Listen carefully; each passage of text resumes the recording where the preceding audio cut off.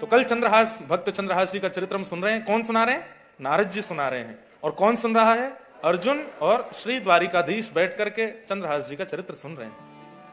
कल हम लोगों ने श्रवण किया कि चंद्रहास जी को एक दूसरे नगर के राजा ने गोद ले लिया और उनको अपना उत्तराधिकारी राजकुमार बना दिया। सब लोग ध्यान से देखें और ध्यान से सुने। जो नए आए हैं बिल्कुल चुपचाप रहना। हाँ, कहीं सिर के ऊपर से बात निकले, पता चली एक दूसरे से बातें कर, नहीं।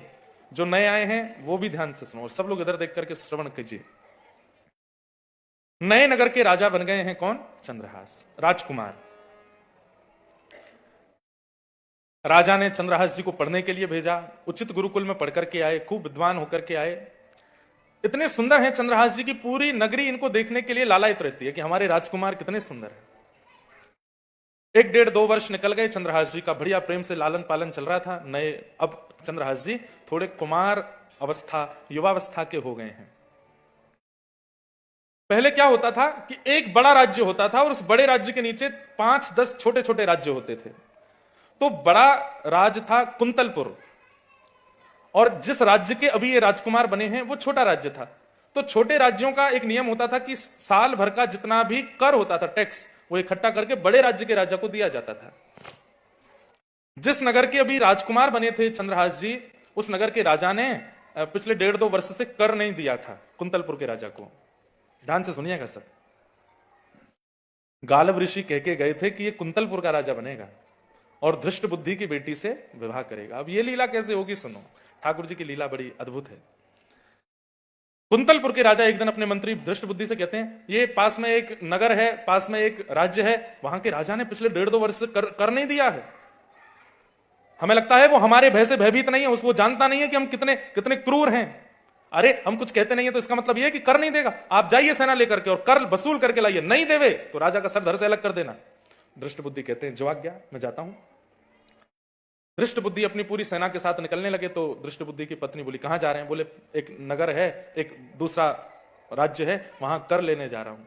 तो पत्नी बोली, आप तो इतने व्यस्त हो गए हैं राज्य के कार्यबाट में कि घर पे तो ध्यान ही नहीं रहता आपका। बोले क्या हो गया? बेटी विषया बड़ी हो रही है, इसके लिए योग्य वर देख के आना। धृष्ट बुद्धि बोले, उसका तो मैंने काम तमाम करवा दिया सैनिकों से, वो जिसकी गालव ऋषि बोल के गए थे। हाँ अब सही है, अब लाली भी बड़ी हो रही है, मैं जाता हूं उस राज्य में, कर भी लेके आऊंगा और देख के भी आऊंगा। लाली के लिए अगर कोई योग्य वर मिलेगा तो मैं उसको देख के भी आऊंगा। बोले हाँ थोड़ा ध्यान रखना। हाँ ठीक। यहां से धृष्ट बुद्धि निकले हैं उस राज्य में कर लेने के लिए, उसी राज्य में जहां के राजकुमार हैं चंद्रहास। यहां राजा चंद्रहास जी से कहता, बेटा अब थोड़ा कार्यभार भी देखना है, राजपाट भी देखना है। मुझे रात को याद आया कि हमने 2 वर्ष से कर नहीं दिया है कुंतलपुर के राजा को।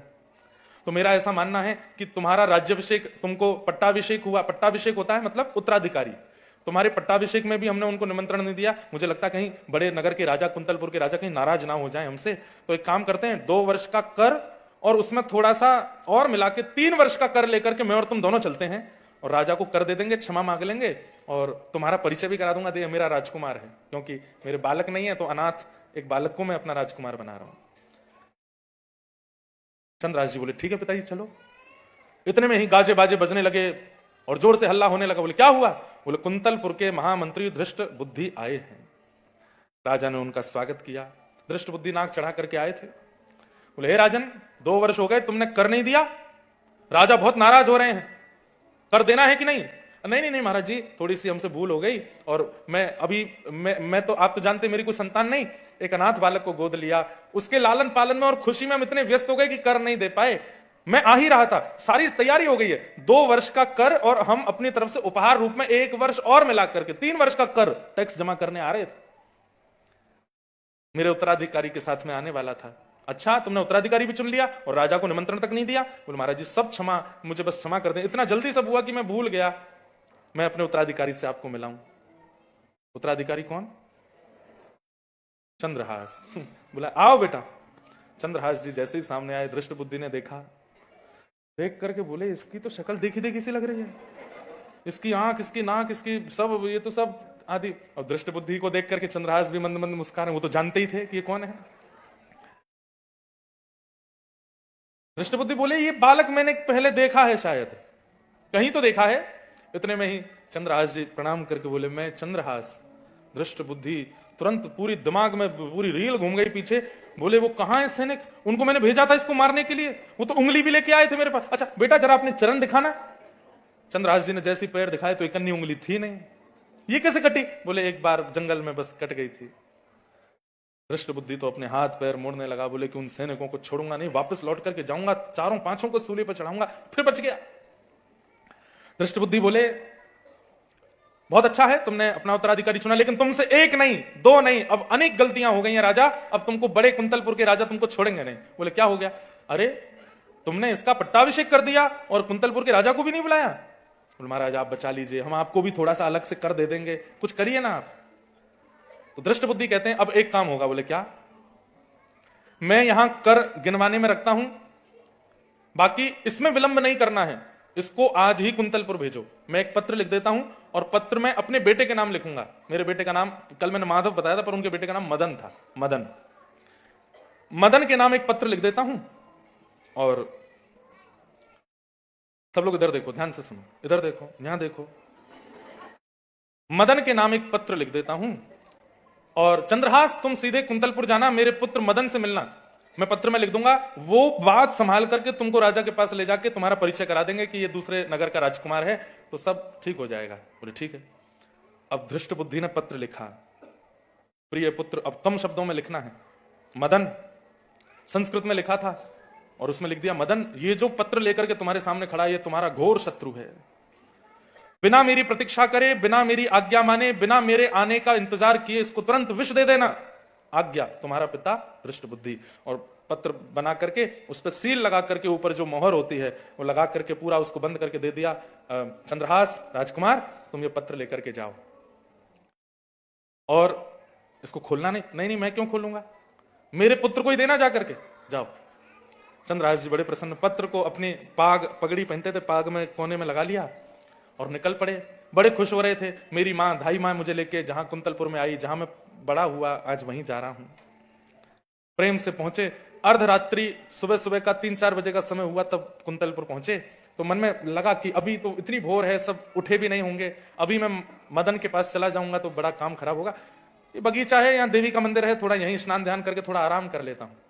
देवी प्रणाम करके स्नान ध्यान करके जैसे ही चंद्रहास जी सोए तो अपनी पाग उतार के रख दी। धीरे धीरे सूर्य उदय हुआ। इनकी बेटी का नाम क्या था? धृष्ट बुद्धि की विषया। आज विषया अपनी सब सहेलियों से मिली और सबने कहा कि चलो वहां बगीचे में चलते हैं, देवी मंदिर प्रणाम करेंगे, वहीं थोड़ी देर खेल के आते हैं।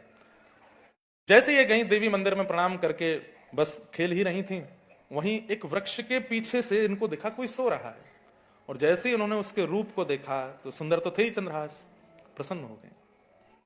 अच्छा, अधिकतर अच्छी जोड़ियां देवी मंदिर में ही बनती हैं। राम जी और जानकी जी पहली बार कहां मिले थे? जनकपुर में, वहां भी देवी मंदिर में ही और एक दूसरे का दर्शन हुआ था। रुक्मणी जी श्री ठाकुर जी को देवी मंदिर में ही मिली थी। गोपियों को भी कात्यायनी महामाये महायोगिन्यधीश्वरी, गोपियां भी देवी से ही प्रार्थना करती थी कि कृष्ण हमको पति रूप में मिले। फिर देवी की कृपा से ही रास विहार हुआ, योग मायाम उपाश्रित। तो कहीं ना कहीं ठाकुर जी को मिलाने में देवी बड़ी सहायक है, क्यों? बहन है ना उनकी। बहन को प्रसन्न करो, बहन को राजी कर दो तो भाई को सहजी मिला देती हैं। चंद्रहास का रूप देख करके बड़ी प्रसन्न हो गई, कितना सुंदर है। तभी देखा पास में पाग रखी है और उसमें जो चिट्ठी लगी है, चिट्ठी में मोहर हमारे राज्य की है। कन्याओं का ऐसा स्वभाव होता ही है कि वो रोक नहीं पाती स्वयं को। जहां कुछ गुप्त रखा है तो उनको टटोलना ही है कि क्या है ये। सॉरी, हाँ बुरा नहीं मानना, मैं सच बोलता हूं, बुरा अपने आप लग जाता है। पर जैसे घर में भी आप कभी करके देख लो, पत्नी को कह दो सुनो इस वाले स्टोर रूम में मत जाना, ठीक है? क्यों नहीं जाना? नहीं जाना भाई, कुछ है वहां पे। क्यों नहीं जाना? मैं तो जाऊंगी। अरे भाई नहीं जाना, आप ये तक कह दो इससे हमारा घर बर्बाद हो जाएगा, नष्ट हो जाएगा। बोले तो कोई बात नहीं, दोबारा से बना लेंगे, घर जाके देखूंगी मैं। स्वभाव होता है माताओं का, बहनों का, सबका ऐसा ही स्वभाव है। किसी काम के लिए मना करो, जबरदस्ती करेंगे। आपने कोई गंभीर बात अपनी पत्नी को या बहन को बता दी, कुछ गलत नहीं किया, लेकिन गंभीर बात बता के ये कह दिया कि किसी को बताना नहीं, तो बहुत बड़ी गलती कर दी आपने। बहुत गंभीर बात है, किसी से कहना नहीं, तो वो फैल जाएगी, सब में पहुंच ही जाएगी। वो भी किसी से कहती हैं तुझे बता दिया, तू मत बताइए किसी को। नहीं मैं क्यों बताऊंगी, कभी बताया तुम्हारी कोई बात? कभी बताइए। नहीं बताती तो नहीं है वैसे, तो बस आपने मुझसे कहा, मैंने सुना ही नहीं। और वो जाके फिर चौथी को कहती मैंने तुमको बता दिया, तुम नहीं बताना। ऐसी फैल जाती है सारी बातें। युधिष्ठिर जी ने श्राप दिया है कि माताएं बहुत कमजोर हृदय की होंगी, ज्यादा गंभीर बात अपने हृदय में रख नहीं पाएंगी, बता ही देती हैं। तो जैसे ही देखा बगल में पाग रखी है, इतना सुंदर सा राजकुमार लेटा है, बगल में पाग में कुछ पर्ची लगी और पर्ची में मोहर हमारे राज्य की है। धीमे से गई और जैसे ही खोल करके पढ़ा तो हस्ताक्षर पिताजी के, धृष्ट बुद्धि। क्या लिखा है? तो संस्कृत में ऐसे भावना लिखी थी कि प्यारे मदन, ये जो पत्रवाहक है ये मदन का शत्रु है। अब मदन कहते हैं कामदेव को, मदन कहते हैं कामदेव को, और कामदेव के शत्रु कौन है? श्री कृष्ण। अब वो तो रूप में इतनी आसक्त हो गई है कि वो अपने हिसाब से पत्र पढ़ रही है। उसमें क्या पढ़ रही है कि हे मदन, प्यारे मदन, तुम्हारे सामने जो ये पत्रवाहक है ये मदन का शत्रु है, मेरी आने की प्रतीक्षा मत करना, मेरे चिंतन मत करना। और विषया को यह भी पता था कि पिताजी मेरे लिए सुयोग वर ढूंढने गए हैं, माँ ने कह के भेजा है मेरे लिए अच्छा वर देख के लाना है। तो हो सकता है पिताजी लिखना चाह रहे हैं कि ये सामने पत्रवाहक जो है ये मदन यानी कामदेव का शत्रु कृष्ण के समान सुंदर है, मेरे आने की प्रतीक्षा मत करना, मेरे आने का विचार मत करना, मेरी आज्ञा की इच्छा मत रखना, इसको तुरंत विष दे देना। विष पढ़ करके अरे पिताजी ने जल्दी में विषया लिखना भूल गए हैं, और तुरंत एक सीख लेकर के अपनी आंख का काजल लिया और विष को विषया कर दिया, और विषया करके तुरंत मोहर लगा, बंद करके मोहर को गरम गरम करके लगा के फिर से रख दिया। और गई देवी को जाके प्रणाम करती है, हे मां आज आपने बड़ी कृपा कर दी। तुरंत अपनी सहेली से कहती चलो चलो चलो सुनो, अच्छे अच्छे वस्त्र पहन लेना घर जाके। क्यों? कुछ होगा आज। क्या होगा? बोले कुछ होगा, बस पहन लो। सब चले गई, वो भी लौट करके अपने घर आई, अपने भैया को, मदन भैया कहाँ हो? मदन जी, क्या बात है, तैयार नहीं हो गया आप? क्यों तैयार होना? कोई मेहमान आ गया तो कोई खबर आ सकती है, पिताजी भी आ सकते हैं, हो जाओ। उसने मां को भी तैयार कर दिया, भैया को भी तैयार कर दिया, बढ़िया वाले वस्त्र, क्योंकि पता है कि ब्याह होने वाला है। यहां चंद्रहास जी उठे, उठ करके देखा, अपनी पाग वाग देखी, पाग पहनी, पर्चा को और भीतर डाला, घोड़े पर बैठे पहुंचे मदन के पास, दृष्ट बुद्धि के घर पहुंचे। ठाकुर जी कैसे पूरी लीला रचा रहे हैं जरा देखिए आप। बस ये कथा सुनाने का मेरा एक ही उद्देश्य है कि आप ना बस ठाकुर जी के भरोसे छोड़ दो, अपनी मन बुद्धि से क्रियाएं करो, बाकी जो हो रहा है ठाकुर जी पर छोड़ो, सब मंगल करते हैं ठाकुर जी। चंद्रहास जी पहुंचे, द्वार से द्वारपाल गए, भीतर मदन को लेकर के आए, कोई मिलने आए हैं, आपके पिताजी ने भेजे हैं। बाहर आकर के देखा, आइए भैया, कहां से आए? बोले कि मैं पास के राज्य का राजकुमार हूं।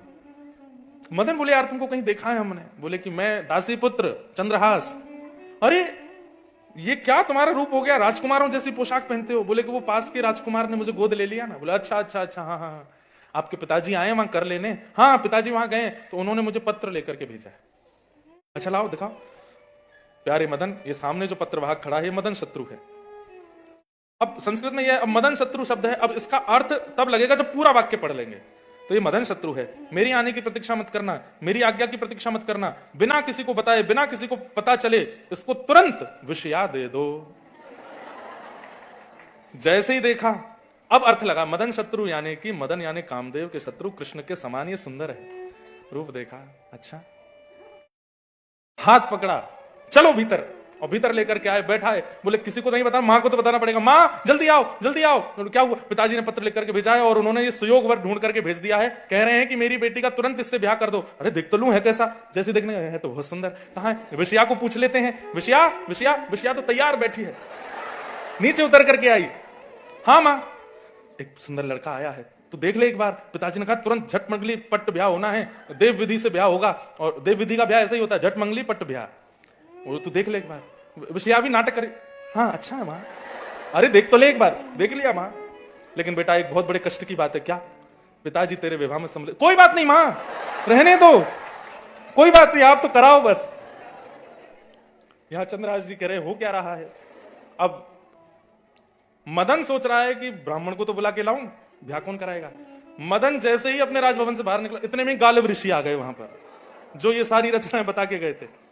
अरे महाराज जी आप भले पधारे, पिताजी ने पत्र लिख करके भेजा है और कह दिया ये सुयोग वर है, मेरी आने की प्रतीक्षा मत करो, तुरंत ब्याह करा दो। आप जरा बताइए कैसे होगा? गालव ऋषि भीतर आए, बोले देखो मदन, तुम्हारी बहन की कुंडली देखी है मैंने, और इस समय जो समय चल रहा है इसके अनुसार एक घड़ी यानी कि 24 मिनट के अंदर तुम्हारी बहन का ब्याह हो जाना चाहिए, नहीं तो 24 साल तक इसके ब्याह का योग नहीं है। इतने में तुम मेरे पति तो आए नहीं, बोले उनको आने छोड़ो, दोनों दंपति का आशीर्वाद दिलवा देना बस। बोले 24 मिनट में कैसे होगा? गालव ऋषि बोले तुम मंत्री के पुत्र हो, तुम्हारे लिए क्या है, मैं बस सामग्री का नाम बोलता जाऊंगा, देते जाना। बोले ठीक है महाराज बैठो। अब चंद्रहास कहने लगे मेरे माता पिता तो दूसरे नगर में, मैं उनको बिना बताए ब्याह कैसे कर लूं? गालव ऋषि ने उनको समझाया, बोले देखो ये सब ठाकुर जी का विधान है, तुम्हारी कुंडली में भी योग नहीं है, 24 साल ब्याह नहीं होगा तुम्हारा, अब नहीं हुआ तो अभी कर लो, तुम्हारे पिताजी को मैं समझा दूंगा, मैं ऋषि हूं, मेरी बात सब मानते। यहां महाराज बैठे हैं और यहां नारद जी कथा सुना रहे हैं, ठाकुर जी था के मार मार के हंस रहे हैं, ताली बजा रहे हैं, बोले हो गया ब्याह, हो गया ब्याह।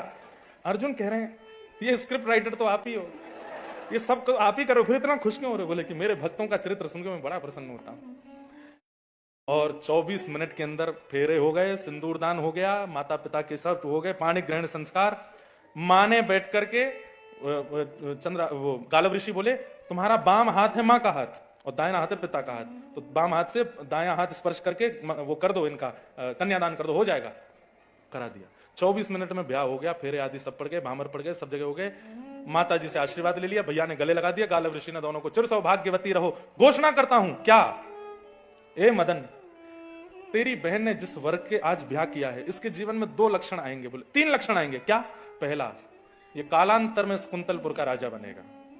दूसरा, तुम्हारी जीजाजी अजर अमर रहेंगे, कभी मरेंगे नहीं, मतलब तुम्हारी बहन जो है इसका सौभाग्य अजर अमर रहेगा, कभी विधवा नहीं होगी।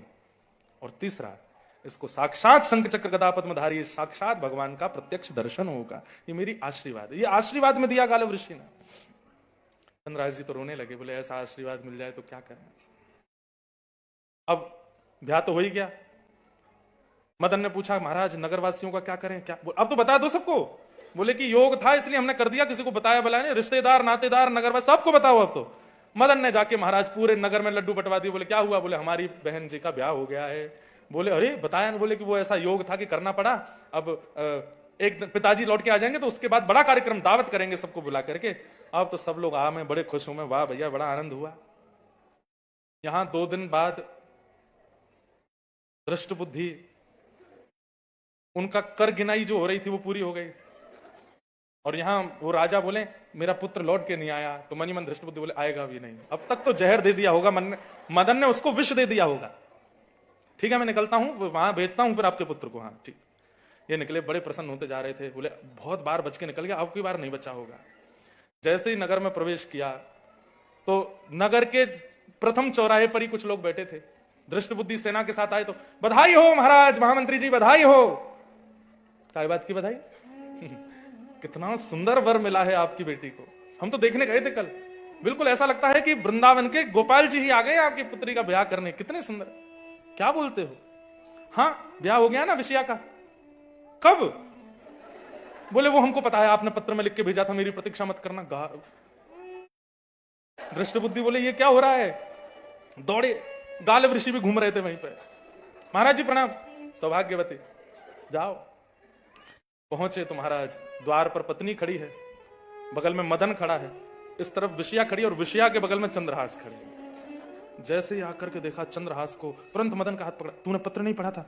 पढ़ लिया था पिताजी, जैसा आपने कहा बिल्कुल वैसा किया। क्या कहा था मैंने? क्या कहा था मैंने? आपने ही तो कहा था पिताजी मेरी प्रतीक्षा मत करना, मेरे आने का वो मत करना, और मेरी विषया को इसको दे देना। हमने कर दिया ब्याह, गालव ऋषि पढ़ा करके गए, विषया का ब्याह हो गया। बोले हाँ पिताजी सब हो गया, फेरे हो गए, भामर पड़ गए, सिंदूरदान सब हो गया, हमारी बहन का ब्याह हो गया। देखिए ना कितने प्यारी जीजा जी। दृष्ट बुद्धि देख रहे हैं। चंद्रहास जी बोले ससुर जी प्रणाम।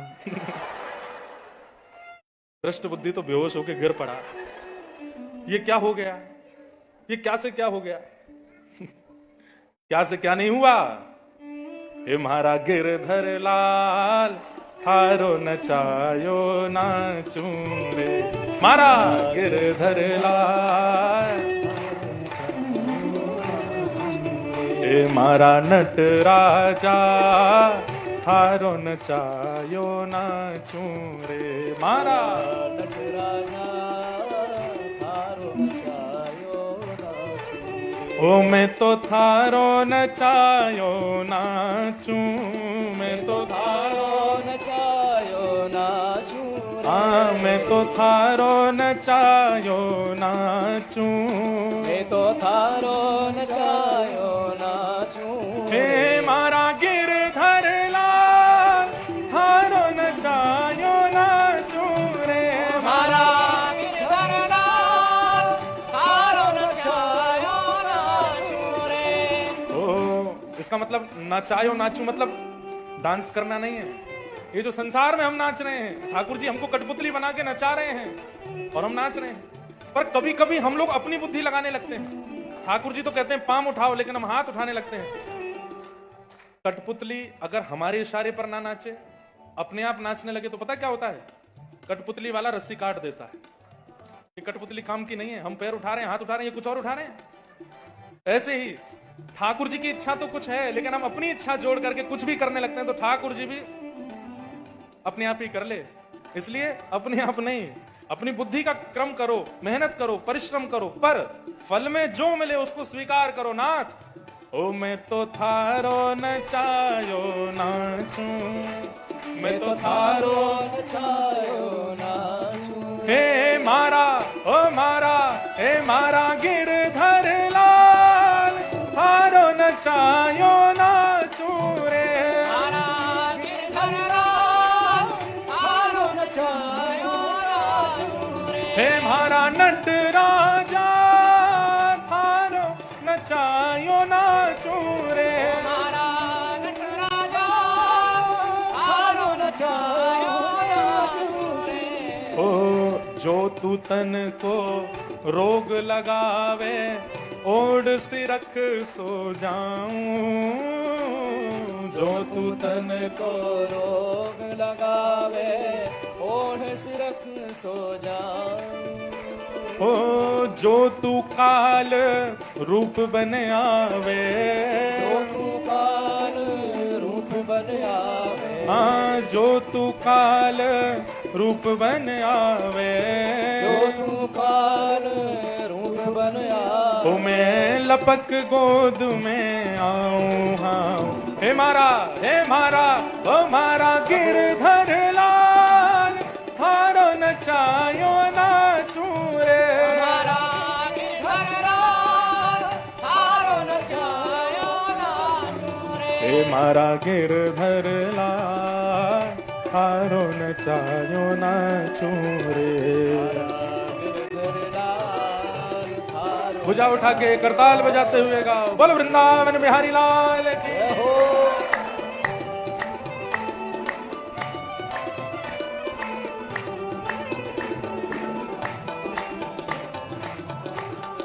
जय साईं मां।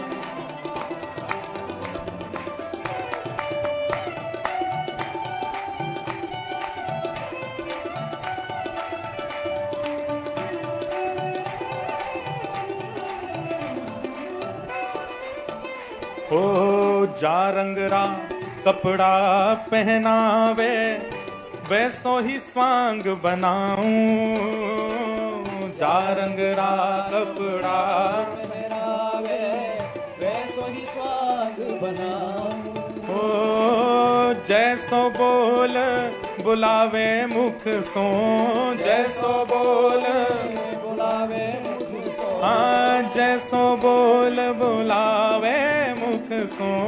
जैसो बोल बुलावे मैं वैसी ही बात सुनाऊं सुनाऊं। मारा ए मारा गिरधर लाल थारो नचायो नाचू रे।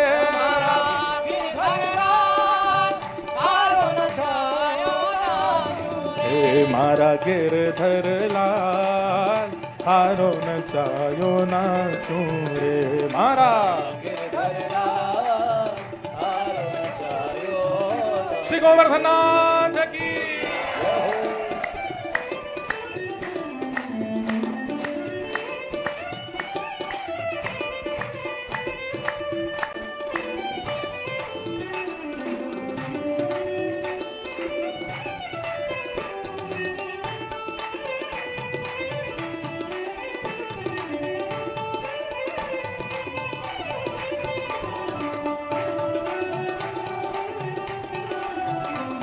श्री राधा वल्लभ लाल की।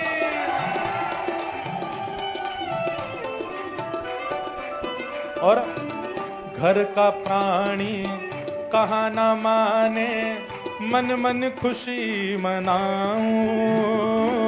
घर का प्राणी कोई मानता नहीं मेरी, मन मन खुशी मनाऊं।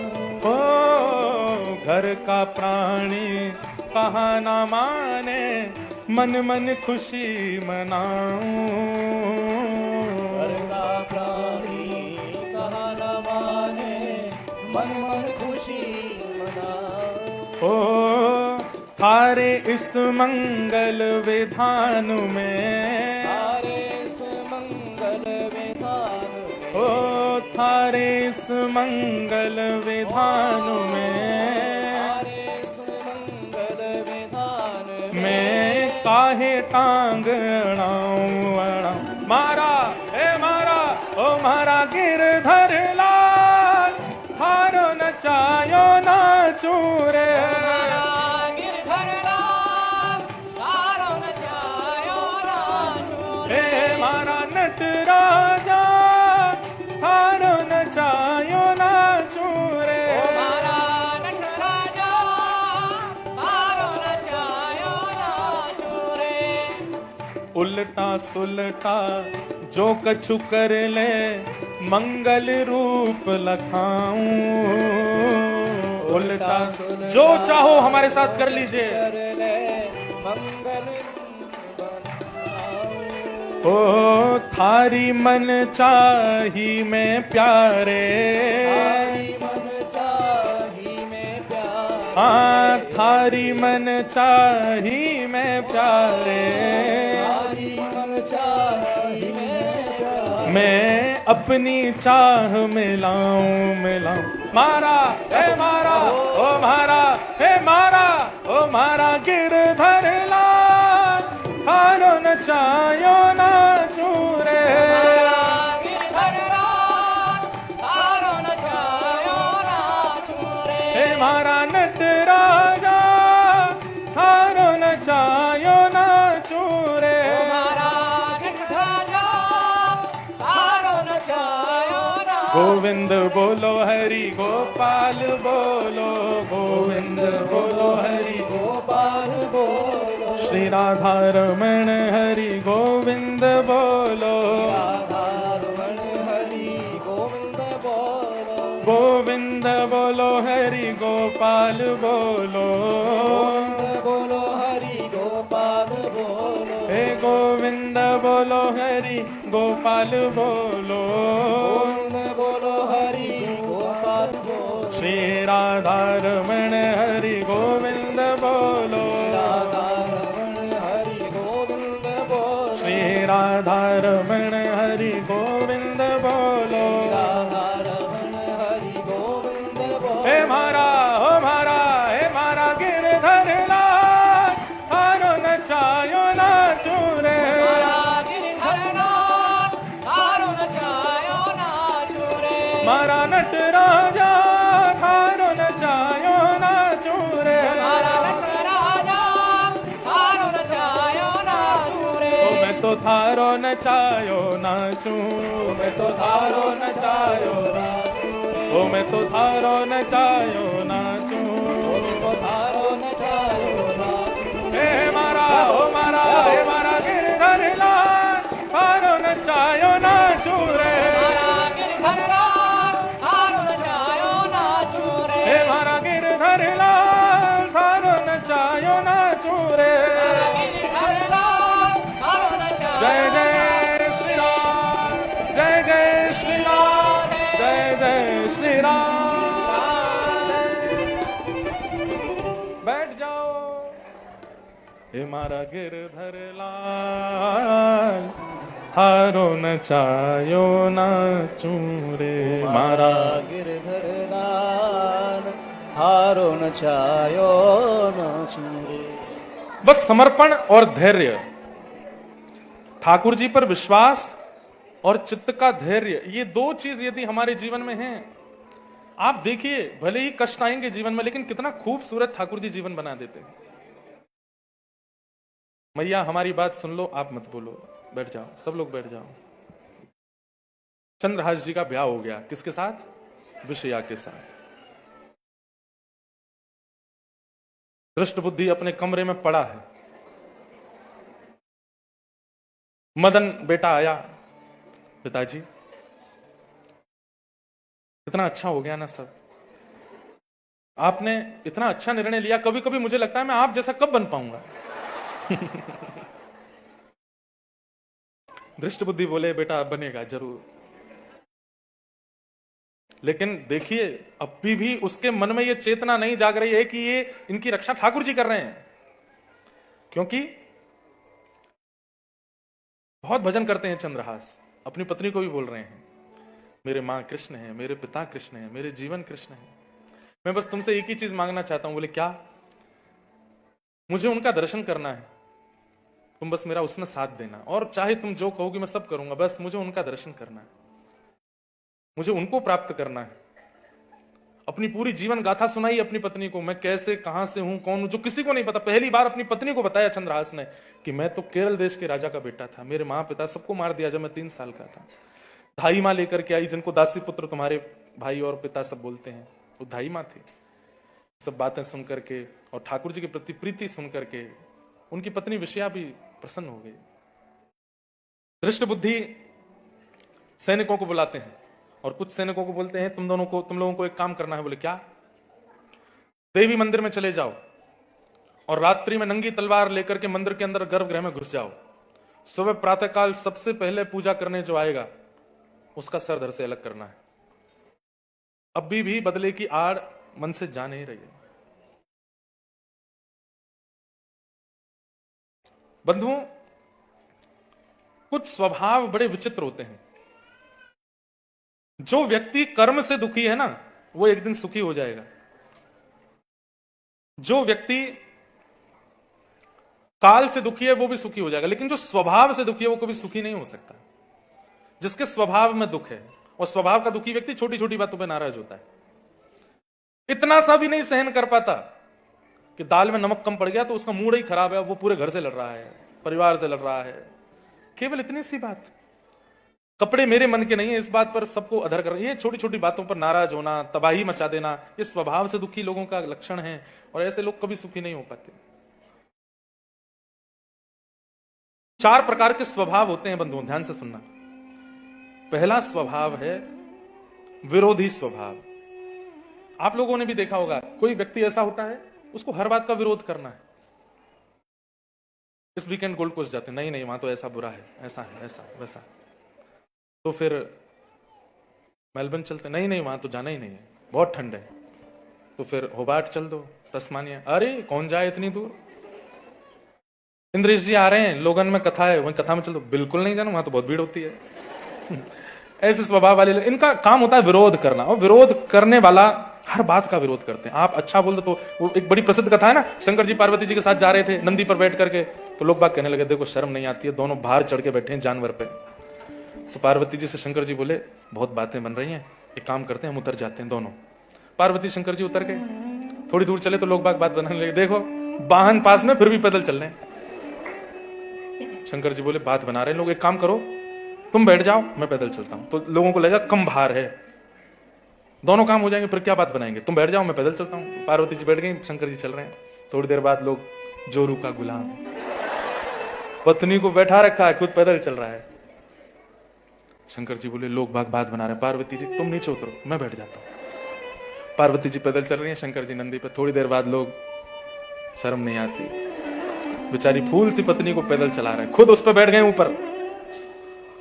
पार्वती जी बोली लोग बात बना रहे हैं, शंकर जी बोले रुको, उतर गए नीचे और नंदी को अपने सिर पे ले लिया। और अब जैसे चलने लगे लोग बात कहने लगे पता नहीं क्या जमाना आ गया है, वाहन के ऊपर लेकर के चल रहे, वाहन पे चढ़ के नहीं चल रहे। शंकर जी बोले क्या करें हम, ये संसार है। कुछ तो लोग कहेंगे, लोगों का काम है कहना, छोड़ो बेकार की बातों में, कहीं बीत न जाए रहना। कुछ तो लोग कहें, लोगों का काम है। आप अपने उद्देश्य पर फोकस्ड रहिए। हम रात में सोते हैं ना, और जब सुबह उठते हैं तो कोई ना कोई हमारे बारे में कुछ ना कुछ बोल रहा होता है कहीं पे, इंद्रेश जी ऐसे, इन्होंने ऐसा किया, व्यासपीठ पे ऐसा करते हैं, इन्होंने ये किया, ये गलत। मैं अगर उस पर ध्यान देने लग जाऊं तो मैं कथा नहीं कर पाऊंगा। और ये इतने सारे युवा जो आते हैं कथा सुनने के लिए, इनका मार्गदर्शन नहीं कर पाऊंगा। मैं कोई मार्ग पर प्राप्त कर चुका हूं इसलिए कर रहा हूं, नहीं, मैं खुद भी उस मार्ग की खोज में हूं और मुझे दिख रहा है कि हाँ वो मार्ग है, इसलिए मैं अपने युवा भाई बहनों को भी दिखा रहा हूं। लेकिन ये छोटी छोटी चीजें अगर मुझे परेशान करने लग जाएं तो मैं कुछ नहीं कर पाऊंगा। इसलिए हम ध्यान ही नहीं देते, चलते रहो। लोग तो बोलेंगे। तो कई लोगों का स्वभाव होता है विरोधी स्वभाव, वो हर बात का विरोध करते हैं। अगर आप भी इस कैटेगरी में आ रहे हो, बचिए। ये विरोध करने की जो इच्छा, ये एक लत की तरह है। जब आप विरोध करने लगोगे ना, फिर आपको ऐसी लत लग जाएगी आप हर बात का विरोध करोगे। नहीं, ये विरोधी स्वभाव मत लाइए। दूसरा स्वभाव होता है बोधि स्वभाव। बोधि स्वभाव कैसा होता है? ये कुछ महीने पहले मुक्तिनाथ में कथा हुई थी तो वहां लिखे थे मैंने, तो वही मैं बता रहा हूं। बोधि स्वभाव, बोधि स्वभाव वाला व्यक्ति क्या होता है? वो हर परिस्थिति से सीखता है, हर सिचुएशन उसको सिखाती है और वो हर सिचुएशन को गुरु मानता है। कोई मित्र मिला, कोई बिछुड़ गया, परिस्थिति आई, चली गई, अच्छा हुआ बुरा, सबसे सीखता है और सीख करके आगे सावधान रहता है। ये अच्छा स्वभाव है, बोधि स्वभाव। एक होता है निरोधी स्वभाव। ये कैसे होते हैं लोग? इस सबको अपने वश में करके रखना चाहते हैं, कंट्रोल का स्वभाव रहता है इनका। ये भी मेरे वश में रहे, ये भी मेरे वश में रहे, सबसे ऊपर मैं रहूं, सबसे आगे मैं रहूं, मैं जो कहूं वही हो, मैं जैसा कहूं वही हो। ये भी लत की तरह होता है। ऐसे जो होताते हैं ना, ये फिर किसी की नहीं सुनते, इसलिए निरोधी स्वभाव भी।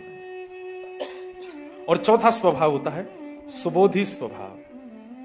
जल्दी हड़बड़ाहट में ना करना, पेशेंस के साथ सूझबूझ करके कदम रखना।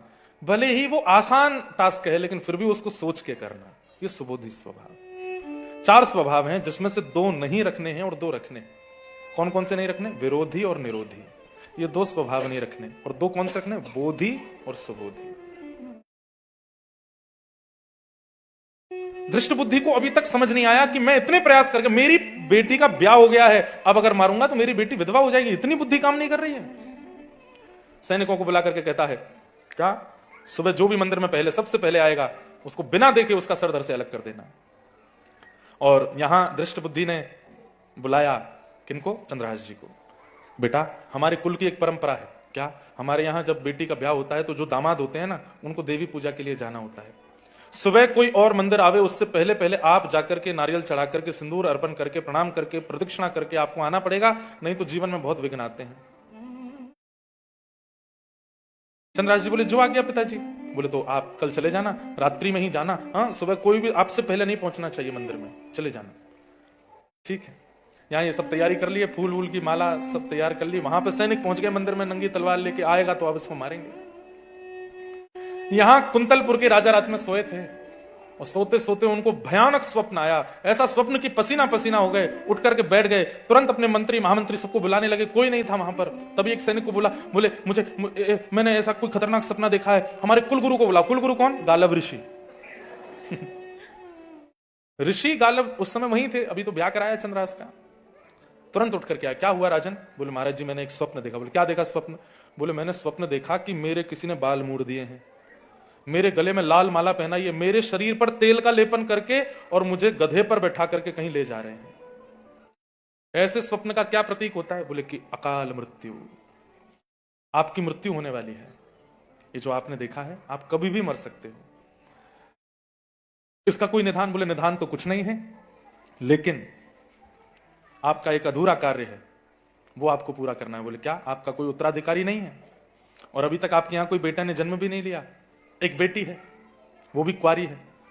राजा तो रोने लगा। बोले, महाराज अब मुझे तो पता, आपने बता ही दिया कि मेरी मृत्यु हो जानी है, कभी भी मैं मर सकता हूं। मेरे 2 काम अधूरे रह गए हैं, अपनी बेटी का ब्याह करना है और अपने राज्य का एक उत्तराधिकारी चुनना है। किसको चुनूं, क्या करूं? तब गालिब ऋषि बोले, एक व्यक्ति है मेरी नजर में। कौन? बोले, तुम्हारे मंत्री है ना दृष्ट बुद्धि, परसों ही उनकी बेटी का ब्याह जिससे हुआ है, क्या नाम है उसका? चंद्रहास। बहुत सुयोग है, तुम उसको अपना राज्य गद्दी प्रदान कर दो। और प्राचीन काल में बहुपत्नी ब्याह होते थे, 1-2-3 ब्याह हो जाते थे, अपनी बेटी का ब्याह भी उसी से कर दो। दामाद को राजा बना दिया जाता है। जब पुत्र नहीं होता राजाओं के, तो अपनी पुत्री के पति को ही वो अपना उत्तराधिकारी बना सकते हैं। लेकिन मैं जो गालिब ऋषि बोले, मैं जो देख रहा हूं, सुबह भोर होने से पहले यह काम हो जाना चाहिए। तुम्हारी बेटी का भी ब्याह हो जाए और इसको राज्य गद्दी भी मिल जाए। अच्छा, तुरंत महाराज अपने सैनिकों को बुलाया, बोले कहां है ये दृष्टबुद्धि के जो दामाद है, बोले उनके घर पे ही है। बोले तुरंत जाओ, उनको जैसी अवस्था में सो रहे हैं, नवे धोवे नहीं, वैसे ही उठा के लेके आओ। तो कहो राजा ने अभी बुलाया, और कोई नहीं आना चाहिए। कालव ऋषि मना कर रहे हैं, दुनिया को नहीं पता चलना, सुबह यात्रा निकालेंगे, पूरी दुनिया को बता देंगे, नजर लग जाएगी, केवल उनको उठा लाओ। यहां पिताजी ने आज्ञा की थी कि सुबह ब्रह्म मुहूर्त में देवी पूजा करने जाना है। तो यहां चंद्रहास जी नहा धो के तैयार, नए कपड़े पहन करके, थाल लेकर के निकल गए थे। और जैसे ही निकले, ये निकल चुके, तब सैनिक आए और सैनिकों ने आकर के दरवाजा खटखटाया। तो मदन ने द्वार खोला, दृष्टबुद्धि के बेटे ने। बोले तुम्हारे जीजाजी कहां हैं? राजा ने अभी इसी वक्त तत्क्षण उनको बुलाया है। बोले कि जीजाजी तो देवी पूजा करने के लिए गए हैं मंदिर। बोले उनको रोको, उनको बोलो कि जाएं, पहले राजा से मिलें। मदन दौड़ा दौड़ा गया, जाकर के अपने जीजाजी को रोका। चंद्रहास जी को बोले कि आपको राजा ने बुलाया है। बोले मैं चला जाता हूं, पहले देवी पूजा कर लूं। बोले नहीं नहीं, राज्य कार्य है, वो कोई जरूरी काम है, उसके लिए वो बुला रहे हैं। राजा अर्धरात्रि में नींद छोड़ के बुला रहा है, महाराज आपको इसका पालन करना चाहिए।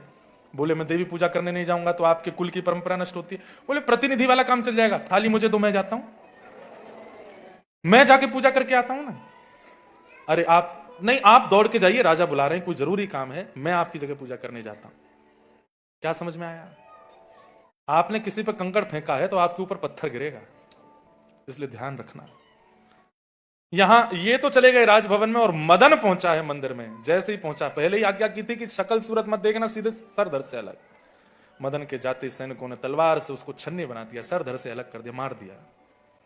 और यहां चंद्रहास जी पहुंचे राजा के यहां, जाकर के खड़े हैं, किम कर्तव्य विमूढ़, कुछ पता नहीं है। तुरंत इनके वस्त्र आदि हल्के करके इनको सफेद वस्त्र पहनाए, तुरंत राज्य गद्दी पर बैठा करके अभिषेक करने लगे। चंद्रहास जी पूछे हो क्या रहा है? बोले तुम बैठे रहो चुपचाप।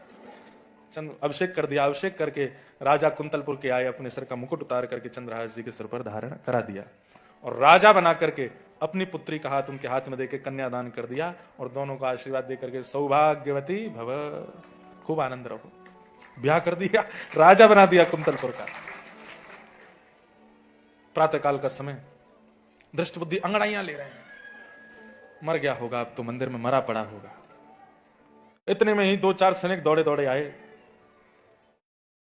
दृष्टबुद्धि ने कहा क्या बात है?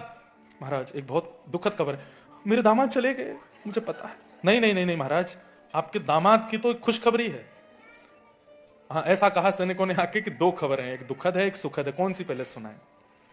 तो समझ रहे थे, बोले दुखद खबर तो मुझे पता है, मेरा दामाद मर गया, पर ये सुखद खबर कौन सी है? तो इन्होंने पहले यही पूछा कि सुखद खबर कौन सी है, पहले वो बताओ।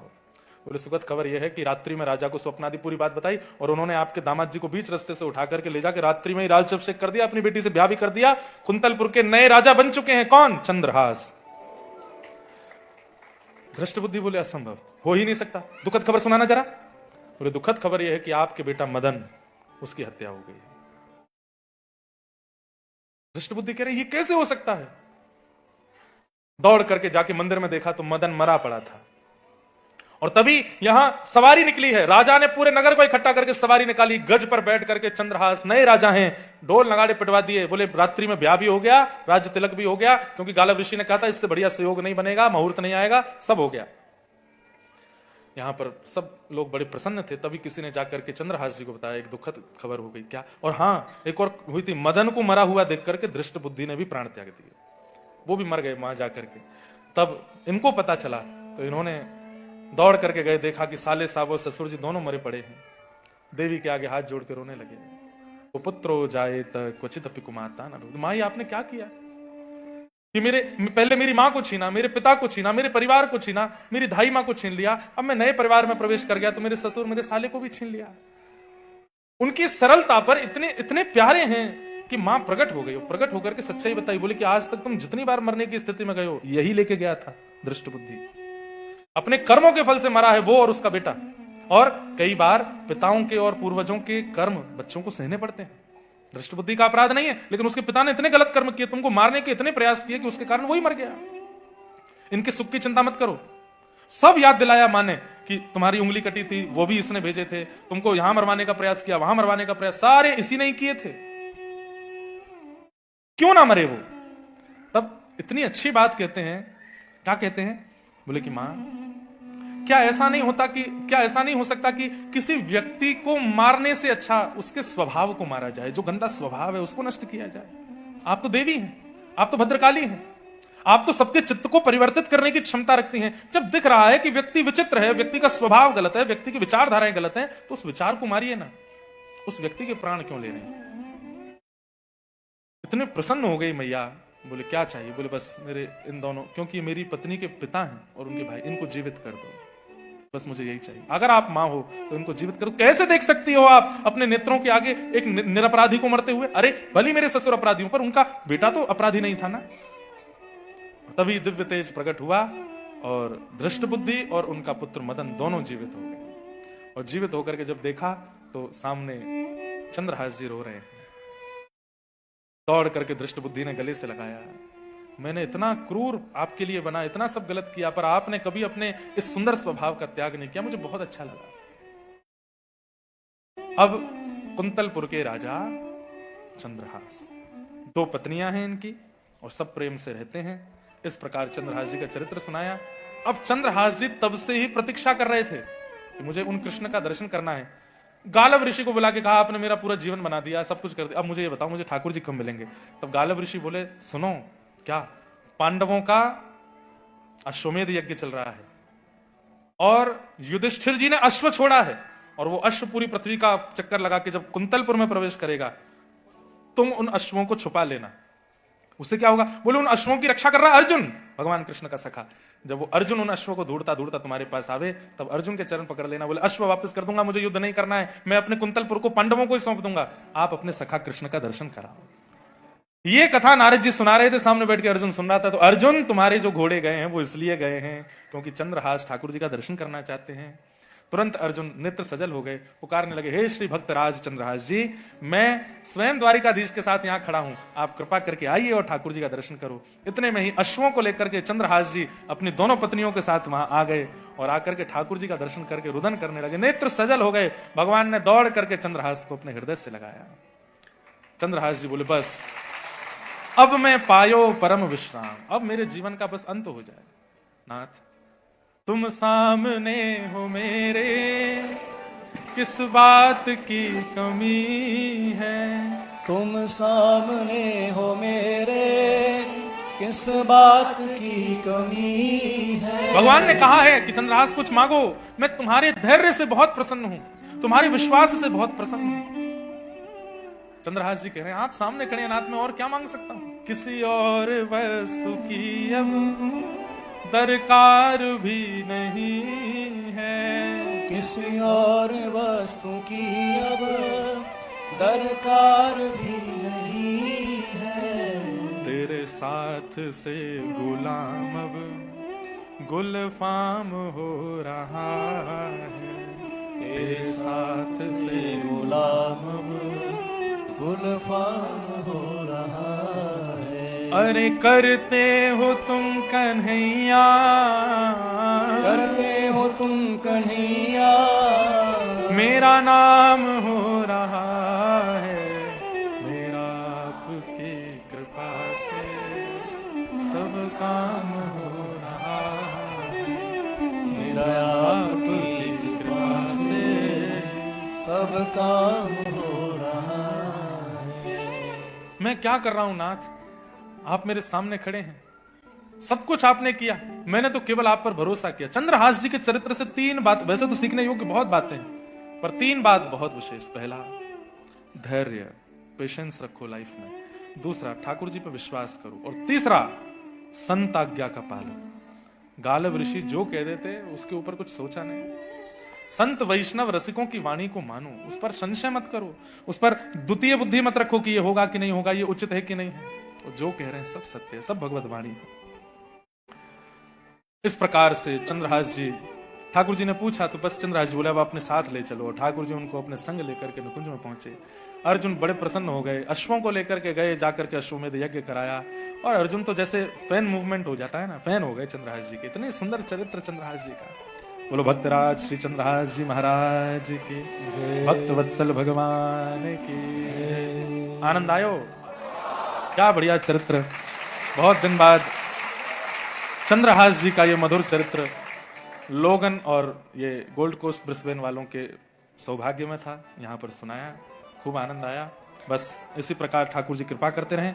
अब अगला सत्र सिडनी में होगा। आप लोगों को शायद पता चल गई होगी बात, नहीं पता चली तो सिडनी की कथा 17, 18, 19 होनी थी, पर अब 16, 17, 18 हो रही है। पहले फ्राइडे सैटरडे संडे होनी थी, अब थर्सडे फ्राइडे सैटरडे हो रही है। हमको लगा कि संडे को काय को बर्बाद करें, आप लोगों का आराम कीजिएगा, तो इसलिए अब थर्सडे फ्राइडे सैटरडे सिडनी की कथा 16, 17, 18 3 दिन होगी। वहां देखते हैं कौन सा चरित्र आएगा, उस चरित्र को सुनाएंगे, उस भाव को सुनाएंगे। हमारे मन तो बहुत सारे भाव गाने के होते हैं, पर कई बालक बेचारे रोते रहते हैं, वही सुनाओ।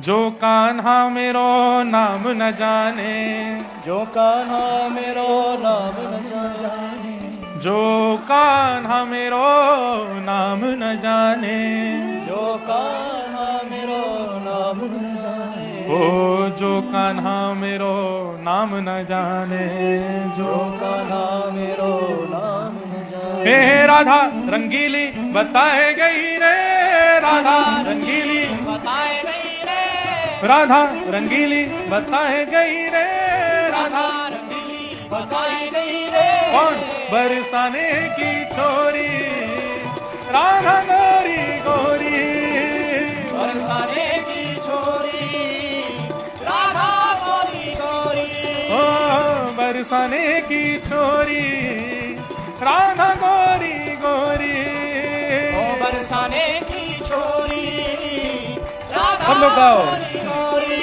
ओ करके इशारों बुलाए गई रे, करके इशारों बुलाए गई रे, करके इशारों बुलाए गई रे, करके इशारों बुलाए गई रे। कौन? राधा गोरी गोरी, बरसाने की छोरी, राधा बोल बरसाने वाली की। रहो।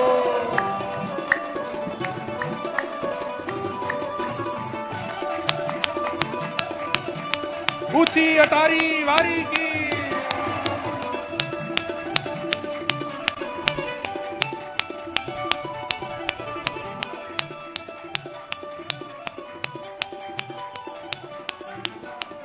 जो कान्हा मेरो गाम न जाने, जो कान्हा मेरो गाम न जाने, जो कान्हा मेरो गाम न जाने, जो कान्हा मेरो गाम न जाने, जो कान्हा मेरो गाम न जाने, जो कान्हा मेरो गाम न जाने, जो कान्हा मेरो गाम न जाने, जो कान्हा मेरो ऊंचो बरसानो बताए गई रे, ऊंचो बरसानो बताए गई रे, अरे ऊंचो बरसानो बताए गई रे, ऊंचो बरसानो बताए गई रे।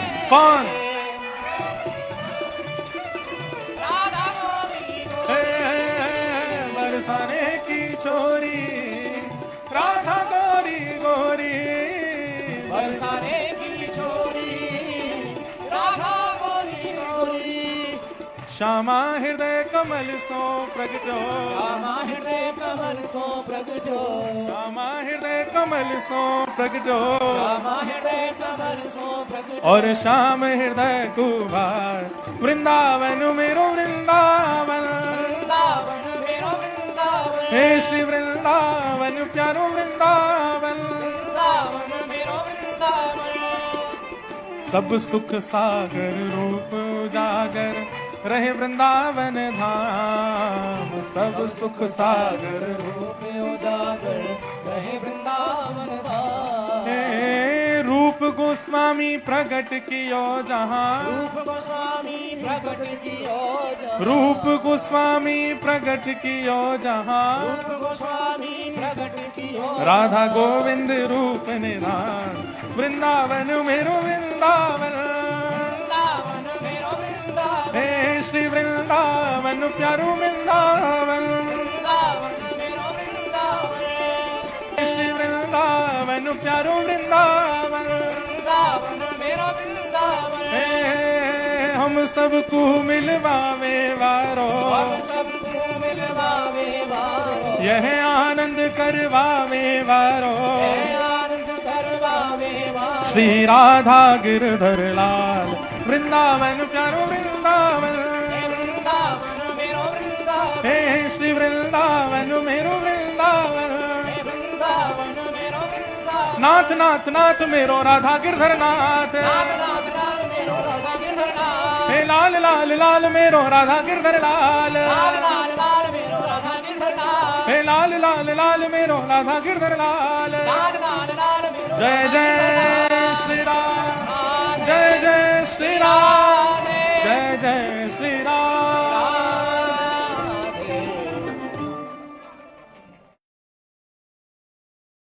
वाह, एक माता जी देखो 151 भक्तों के नाम लिख करके माला बना के हमारे लिए लाई हैं। बड़ी कृपा, बड़ी कृपा। ये सबसे सुंदर उपहार मिला हमको पूरे ऑस्ट्रेलिया में। जय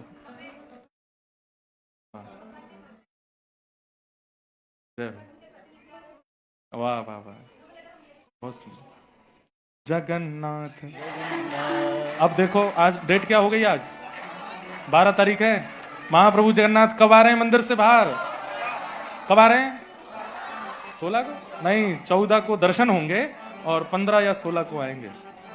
मेरे प्रभु, मेरे प्रभु, मेरे प्रभु जगन्नाथ, हे जगन्नाथ, जगन्नाथ, चकानेन, चकानेन, जगन्नाथ, जगन्नाथ, चकानेन, चकानेन, नीलाचल वरे तू न संभाले तो हमें कौन संभाले। ओ न संभाले तो हमें कौन संभाले, हाँ, तू न संभाले तो हमें कौन संभाले। ओ तू न संभाले तो हमें कौन संभाले, हे मेरी ये नैया है अब तो तेरे हवाले, मेरी ये नैया है अब तो तेरे हवाले, हाँ मेरी ये नैया है अब तो तेरे हवाले। मेरी ये नैया है अब तो तेरे हवाले, ओ हमें तू न संभाले तो हमें कौन संभाले। ओ तू न संभाले तो हमें कौन संभाले, हाँ तू न संभाले तो हमें कौन संभाले। ओ तू न संभाले तो हमें कौन संभाले, मेरे प्रभु जगन्नाथ, जगन्नाथ, चकानेन, चकानेन, जगन्नाथ, जगन्नाथ, चकानेन, चकानेन, नीलाचल वरे तू न संभाले तो हमें कौन संभाले। ओ तू न संभाले तो हमें कौन संभाले, हाँ तू न संभाले तो हमें कौन संभाले।